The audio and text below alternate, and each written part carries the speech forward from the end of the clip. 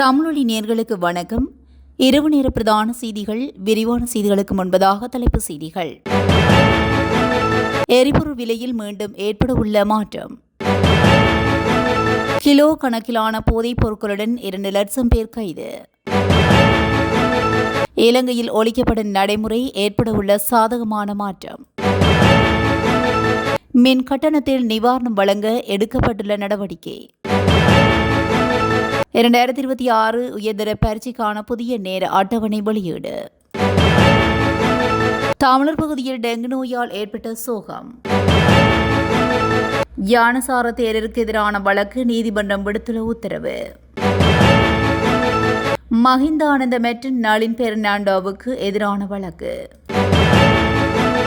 Car ஒன்றினுள் சடலமாக மீட்கப்பட்ட பெண் வைத்தியரின் மரணம். பிரதான சந்தேக நபர் உட்பட 4 விளக்கமறியலில். தொடர்பென விரிவான செய்திகள். உலக சந்தையில் எரிபொருள் விலை குறைவதற்கு ஏற்ப எதிர்காலத்தில் பொதுமக்களுக்கு மானியம் வழங்க நடவடிக்கை எடுக்கப்படும் என நிதி மற்றும் திட்டமிடல் பிரதி அமைச்சர் அனில் ஜெயந்த பெர்னாண்டோ தெரிவித்துள்ளார். இன்று தகவல் திணைக்களத்தில் நடைபெற்ற செய்தியாளர் சந்திப்பில் பங்கேற்ற போதே அமைச்சர் இதனை தெரிவித்துள்ளார். மேலும் தெரிவிக்கையில் எரிபொருளுக்காக இதுவரை 57 பில்லியன் ரூபாய் மானியம் வழங்கப்பட்டுள்ளதாகவும் இந்த மானியம் இந்த மாதத்துடன் முடிவடையுள்ளதாகவும் கூறியுள்ளார். அதன்படி மீண்டும் மானியம் வழங்கலாமா வேண்டாமா என்பது குறித்து முடிவு எடுக்கப்பட்ட பின்னர் வெளியிடப்படும் என்று அமைச்சர் தெரிவித்துள்ளார். எந்த வகையிலும் பொதுமக்கள் மீது தேவையற்ற அழுத்தத்தை ஏற்படுத்த தயாராக இல்லை என்று சுட்டிக்காட்டியுள்ளார். மத்திய கிழக்கில் நிலவும் மோசமான போர்ச்சூழல் காரணமாக எரிபொருள் விலைகள் வேகமாக அதிகரித்தமையினால் நாட்டில் எரிபொருள் விலைகளை அரசு சற்று உயர்த்த வேண்டியிருந்தது என்று அமைச்சர் கூறியுள்ளார். இருப்பினும் உயர்த்தப்பட்ட எரிபொருள் விலைகள் மீண்டும் குறைந்து வருவதாகவும் அந்த விலையில் எரிபொருளை வாங்கும் போது பொதுமக்கள் பயனடையலாம் என்றும் அமைச்சர் சுட்டிக்காட்டியுள்ளார்.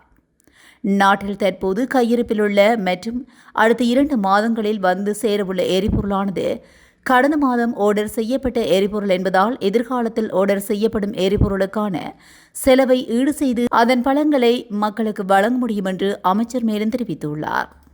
கண்ட்ரி டுகெதர் என்ற தேசிய நடவடிக்கை தொடங்கப்பட்டதிலிருந்து நேற்று வரையிலான காலப்பகுதியில் இதுவரை 2,15,526 சோதனைகள் நடத்தப்பட்டு 2,14,333 சந்தேக நபர்கள் கைது செய்யப்பட்டுள்ளதாக போலீசார் தெரிவித்துள்ளனர். நாட்டில் பரவலாக நடைபெறும் போதைப்பொருள் கடத்தலை முற்றிலுமாக கட்டுப்படுத்தும் நோக்கத்தில் கண்ட்ரி டுகெதர் என்ற தேசிய நடவடிக்கை 2025 அக்டோபர் 30 முதல் செயல்படுத்தப்பட்டு வருகின்றது. போலீஸ் தலைமை ஆய்வாளரின் அறிவுறுத்தல்களின்படி செயல்படுத்தப்படும் இந்த போதைப்பொருள் தடுப்பு நடவடிக்கையானது தீவு முழுவதும் போதைப்பொருள் விநியோகத்தை தடுப்பது, போதைப்பொருளுக்கான தேவையை குறைப்பது மற்றும் போதைக்கு அடிமையானவர்களை மறுவாழ்வுக்கு உட்படுத்துவது உள்ளிட்ட பல முனை அணுகுமுறைகளை செயல்படுத்தியுள்ளன. கைது செய்யப்பட்ட சந்தேக நபர்களில் 3112 நபர்களுக்கு எதிராக தடுப்பு காவல் உத்தரவுகள் பெறப்பட்டு விசாரணைகள் நடைபெற்று வருகின்றன. இந்நிலையில் மேலும் 360 சந்தேக நபர்களின் சட்ட விரோத சொத்துக்கள் குறித்து விசாரணைகள் தொடங்கப்பட்டுள்ளன. கூடுதலாக 2188 போதைக்கு அடிமையானவர்களை மறுவாழ்வுக்காக பரிந்துரைக்க நடவடிக்கை எடுக்கப்பட்டுள்ளது. இந்த சோதனைகளின் போது மீட்கப்பட்ட முக்கிய போதைப் பொருட்களின் அளவுகளையும் போலீஸ் ஊடகப் பிரிவு அறிவித்துள்ளது.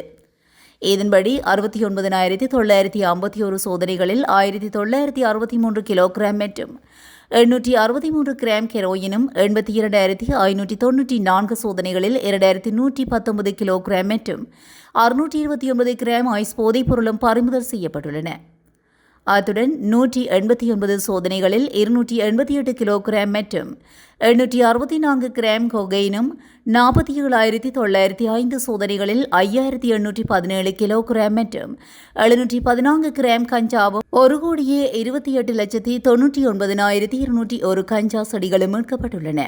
இந்த நடவடிக்கைகளின் போது 479 கிலோகிராம் மற்றும் 246 கிராம் குஸ் போதைப் பொருளையும், 312 கிலோகிராம் மற்றும் 291 கிராம் கசிஸ் போதைப் பொருளையும் போலீசார் மீட்டுள்ளனர். தேர்தலின் போது ஒருவர் வாக்களித்து விட்டதை சரிபார்க்க விரலில் மைப்பூசும் நடைமுறையை ஒழிப்பதன் மூலம் தேர்தல் ஒன்றின் போது சுமார் 1 மில்லியன் ரூபாய் அளவில் பொதுமக்களின் வரிப்பணம் சேமிக்கப்படும் என பெப்ரல் அமைப்பின் நிர்வாக பணிப்பாளர் ரோஹன கெட்டியராட்சி தெரிவித்துள்ளார். இந்த முடிவு எல்லா வகையிலும் மிக சிறந்ததொரு முடிவு என்று அவர் சுட்டிக்காட்டியுள்ளார். பெப்ரல் அமைப்பின் தலைமை அலுவலகத்தில் நடைபெற்ற விசேட ஊடக சந்திப்பொன்றில் கலந்து கொண்டு அவர் இந்த கருத்துக்களை வெளியிட்டுள்ளார். இந்த முன்மொழிவு திடீரென உருவானதல்ல, மாறாக பல ஆண்டுகளாக தேர்தல் துறையில் உள்ள அரசியல் கட்சிகள் மற்றும் சிவில் சமூக அமைப்புகளிடையே விவாத பொருளாக இருந்து வருகிறது. இந்த முறையை நீக்குவதன் மூலம் மை இறக்குமதி, விநியோகம் மற்றும் அதற்கான நிர்வாக செயல்முறைகளின் செலவு கணிசமான அளவுக்கு குறைக்கப்படும். மேலும் தேர்தல் செலவுகளை குறைப்பதன் மூலம் பொதுமக்களின் வரி பணத்தையும் சேமிக்க முடியும். வாக்களிக்கும் போது அடையாள அட்டையை கட்டாயமாக்குவதன் மூலம் வாக்காளரின் அடையாள சரிபார்ப்பு கடுமையாக்கப்பட்டுள்ளது. எனவே மற்றொருவருக்காக வாக்களிப்பதற்கான வாய்ப்புகளும் கணிசமாக குறைக்கப்பட்டுள்ளன. இந்த காரணத்தினால் தான் அழியாத மை பூசும் நடைமுறையை கடுமையாக நடைமுறைப்படுத்த தேவையில்லை என்ற கருத்து சில காலமாக முன்வைக்கப்பட்டு வந்தது. ஒரு வாக்காளர் தனது வாக்கை செலுத்திவிட்டாரா என்பதை உறுதிப்படுத்த விரலில் அழியாத மையிடுவது இலங்கையின் தேர்தல் நடைமுறையின் ஒரு பகுதியாக பல தசாப்தங்களாக இருந்து வருகிறது. எனவே வாக்காளர் பட்டியல்களை தயாரிக்க தொழில்நுட்பத்தை பயன்படுத்துவதனால் தற்போது மோசடியான வாக்களிப்புக்கு வாய்ப்பில்லை என்று அவர் குறிப்பிட்டுள்ளார். மின்கல சக்தி சேமிப்பு முறைமையின் கீழ் மேலும் 7 களஞ்சிய கட்டமைப்புகள் இலங்கைக்கு கொண்டு வரப்பட்டுள்ளதாக தகவல் வெளியாகியுள்ளது. மின்சார வலுசக்தியை நிலைப்படுத்துவதற்கும் நுகர்வோர் நிவாரணம் வழங்குவதற்காக இந்த திட்டம் அரசாங்கத்தினால் ஆரம்பிக்கப்பட்டுள்ளது. இந்த 7 சக்தி சேமிப்பு களஞ்சிய கட்டமைப்புகளும் பாணாந்துறை, பெலியந்த, ஹம்மாந்தோட்டை, அம்பாறை, பவுனதீவு, வாழைச்சேனை மற்றும் மகியங்கனி ஆகிய பகுதிகளில் உள்ள மின்சார பரிமாற்ற உபநிலையங்களுக்கு அருகில் நிறுவப்பட உள்ளதாக தெரிவிக்கப்படுகின்றது. இந்த சேமிப்பு கட்டமைப்புகளை பயன்படுத்தி 280 மெகாவாட் மின்சாரத்தை சேமிக்க முடிவதுடன் தினமும் 70 மெகாவாட் மின்சாரத்தை தேசிய மின் விநியோக கட்டமைப்புக்கு வழங்க திட்டமிடப்பட்டுள்ளதாக துறைமுகங்கள் மற்றும் சிவில் விமான சேவைகள் அமைச்சகம் அறிவித்துள்ளது. இந்த திட்டத்தின் கீழ் ஜூன் மாதம் ஆரம்பத்தில் கொண்டுவரப்பட்ட 8 கட்டமைப்புகளை தெரிவு செய்யப்பட்ட உபநிலையங்களுக்கு அருகில் நிறுவும் பணிகள் தற்போது நடைபெற்று வருகின்றன. இப்பணிகள் ஜூலை மாத இறுதியில் நிறைவடைவதுடன் அதன் மூலம் 80 மெகாவாட் மின்சாரத்தை தேசிய மின் விநியோக கட்டமைப்புக்கு வழங்க முடியும் என சுட்டிக்காட்டப்பட்டுள்ளது.